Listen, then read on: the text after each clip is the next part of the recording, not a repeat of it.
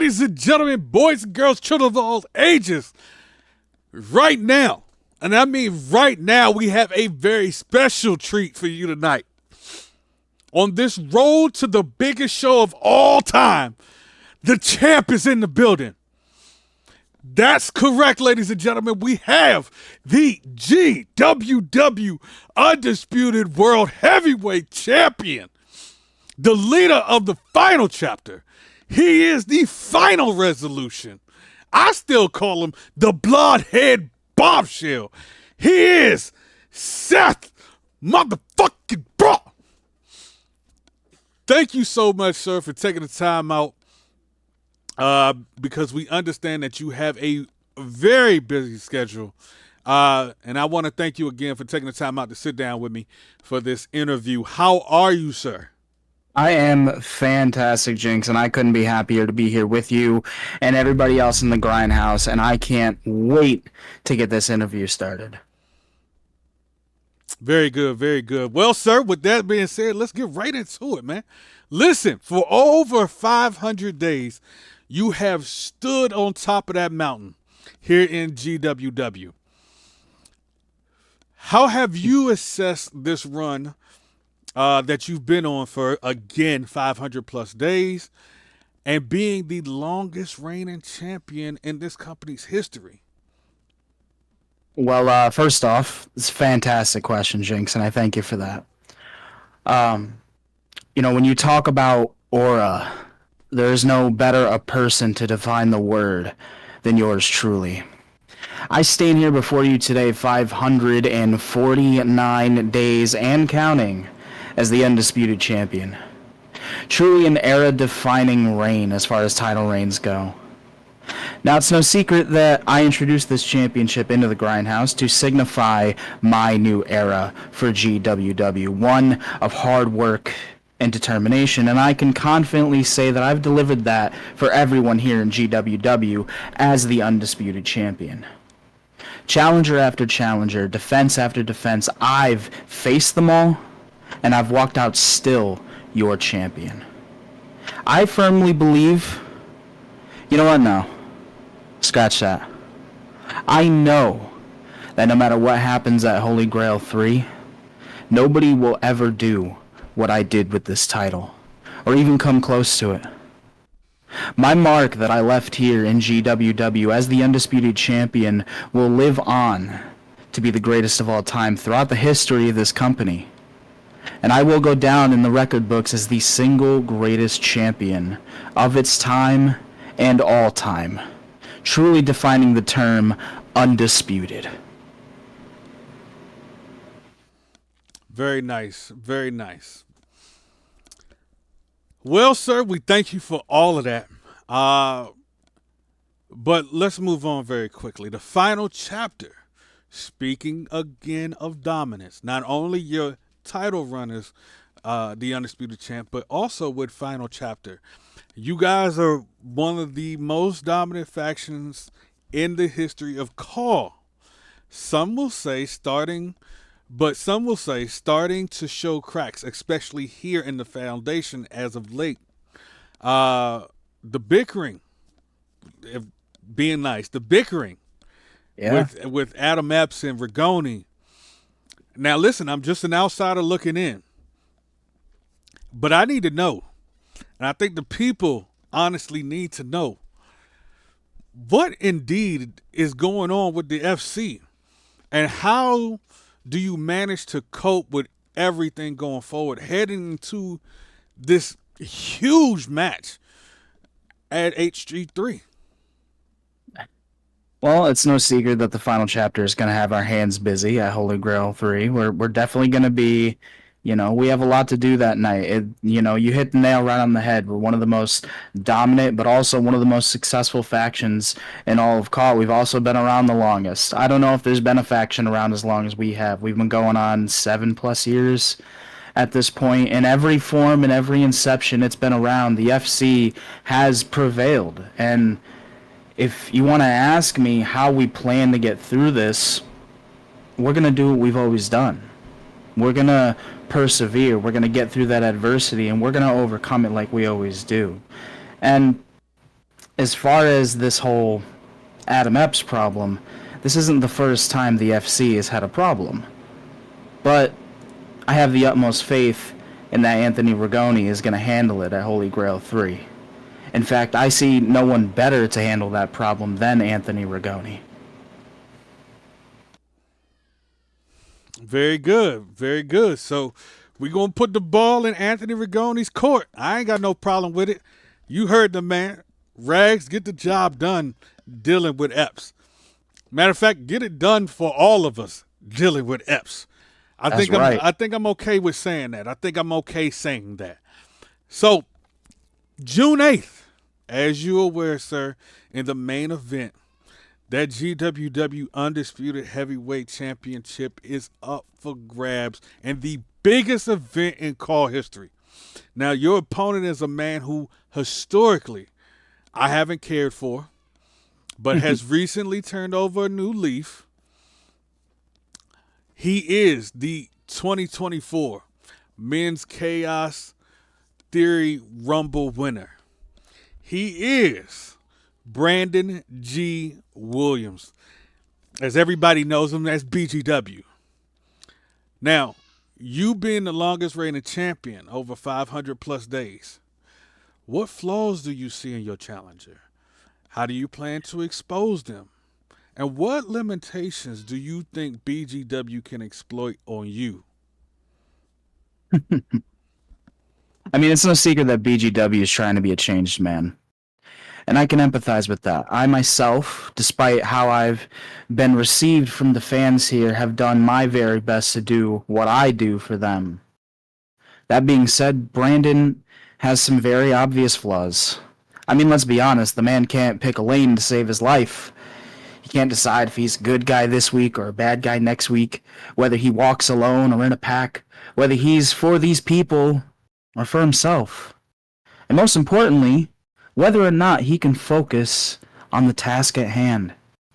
One of these last few times we saw Brandon, he stood in front of several TV screens and let his paranoia run amok. This guy is convinced that he knows what I'm all about. Even go as far as to say that I'm going to somehow not keep our match pure at Holy Grail 3. But I'm going to keep it real with you, Jinx. He couldn't be further from the truth. And I'm not going to come up here and defend myself from the ramblings of a madman, but if you can't see what I'm all about after 549 days with this gigantic target on my back, then clearly you need to open your eyes, Brandon. And sure, I have a great deal of distractions myself. A man as successful as I am, who wouldn't? But Jinx, I'm going to ask you, has it even been a problem for me before? Or am I still the champ?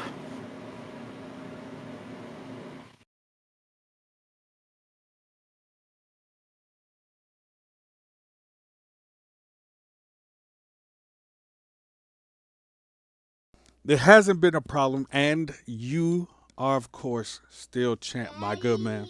Okay?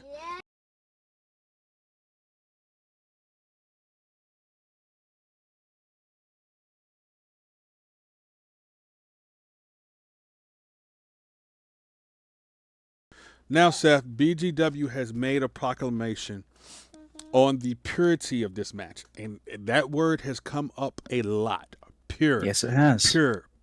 Now, again, he keeps talking about he wants to keep this match pure and even put into question your moral code. Now, how do you feel about your opponent consistently asking for this match to be pure? And does it mean anything to you that he keeps asking for this? Yeah, I'm going to be honest with you, Jinx. It pisses me off. This man has the nerve to tell me and the entire world that I just had to respond via a camera lens while he stood in front of enough TV screens that fell at Best Buy. And you know what, Brandon? Nobody was stopping you from coming out that week and facing me like a man. If anyone is hiding, it's you. Because you're hiding from the facts. The fact is, Brandon, you, much like the rest of these fans, don't see what I bring to this title and to GWW. I've defended this title honorably ever since I won it. But yet you and a bunch of people around here, all they see is a guy who walks around with these other guys who sometimes, yeah, they do some fucked up shit. Have I made my mistakes in the past? Sure. Who hasn't? But if we want to start fact-checking people, I urge you to go back in the history books of GWW. And ever since I became the undisputed champion, I've never used my guys to keep it. I never even used them to win it. I've always kept it fair. Even in the build-up to the match, I've always respected the lineage of this championship too much to win dishonorably, and yet I find myself having to prove to damn near everyone around here who exactly I am. It's like they want me to be the bad guy. Well, I hate to disappoint you all, but I am a man of honor, and I will uphold that honor forever and always. And if you still don't believe me, check how many times I've saved BGW's ass leading up to this match. And yet all he's concerned about is not being a charity case. My guy, you're letting your pride fuck with you. You're letting that ego take a hold of you. And if you're not careful, I can guarantee you this. I will take advantage of it. And it will be your downfall at Holy Grail 3. And that is not a prediction. It's a fucking spoiler. Now, even though on a personal note, I really can't stand, I really don't care for your opponent. However, I can admit he is indeed growing on the fans. Now, his 6-year journey to a world title shot is one I know the history on extremely well as your 2-year run making for a compelling story. What do you say to those who are having a hard time picking a side in this match? And we already know FC is on the side of FC, so everybody excluding them. with BGW trying his hardest to turn over this new leaf, and you, as you said before, how many times have you saved him? Showing that you can be a hero, and maybe people have the wrong idea about you too. If people are having a hard time picking a side, and for those reasons, and I'm sure there are more, what do you, Seth, say to that? I'd say to those fans, I'd say look at how far both of us are willing to go. Brandon damn near was willing to die for this opportunity in that Chaos Theory match. And I'm sure now that he's even closer to the goal, he's willing to risk it all. And as far as myself, I fought as hard as I've ever fought in my life to keep this title. Even on nights where I was double booked, I still walked out the champion. Both men going into this match are willing to die for this title.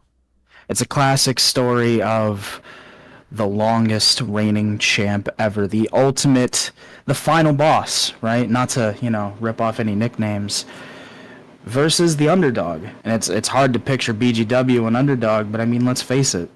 When you're challenging 549 days, it's gonna be kind of hard to beat. But as far as the fans who can't decide, root for GWW. Because myself and Brendan are going to put on a hell of a show for you all, and that's what matters. Root for GWW. I like it. I like it a lot, actually. And finally, we're going to get you out of here on this one, Seth. Finally, Holy Grail 3. The biggest match ever. The greatest show on the planet, BGW. The final resolution. The longest reigning undisputed world heavyweight champion in this company's history, Seth Brault. What will it take for you to remain the GWW undisputed world heavyweight champion? What will it take?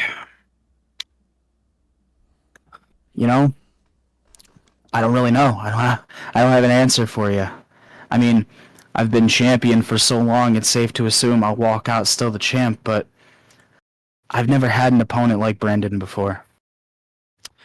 And while he has his flaws that I've stated earlier, I have my own too. Everybody does. I can only hope that I'm the better man that night. If not, then at least I can be sure that the future of GWW is in safe hands, knowing that, God willing, someone who is at my level can beat me for that title after all this time. BGW, I promise you that I will bring everything I have into that match. Regardless of distractions or cracks, I will be 100% on God mode like I always have been. Let's just hope you can do the same. Seth, this has been an outstanding and most incredible conversation. Thank you so much. I can't stress enough. Thank you so much for taking time out to sit down with me. Because you know I'd be trying to prove to the people what type of investigative journalist I am. And I think y'all see that.